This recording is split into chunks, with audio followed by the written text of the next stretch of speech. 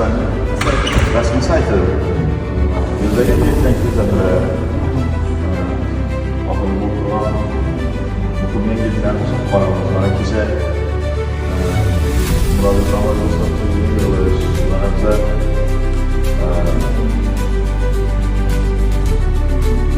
uchrashuvlar, startap loyihalar bo'yicha bo'lgan tadbirlar hammasini yoritib qo'yilgan.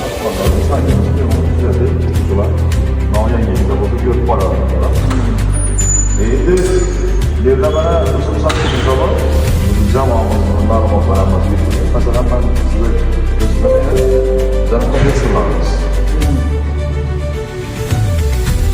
hozirgi kunda Xalqaro universitetida xorijiy professorlarimiz bor. Masalan, mana Dr. Muftiy Rahmon, pokistonlik juda tajribali bo'lgan professor.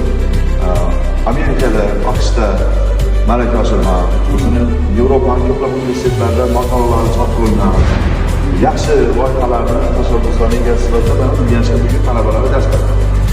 Bundan tashqari bilan professor Dr. Massimo Buffoni, italiyalik mutaxassis, fizik. O'zini yo'nalishida talabalarimiz uchun chiroyli, yaxshi qiziqarli darslar o'tadi. Ko'p katta loyihalari bor.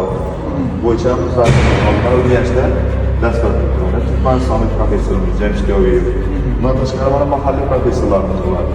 Ular yosh, lekin mutaxassisliklari bo'yicha o'zini ishini a'lo darajada bajaradi, sidqi bilan sevib bajaradi professorlarimiz.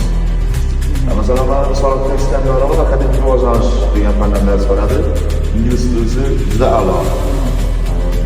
Shunday mutaxassislar bor.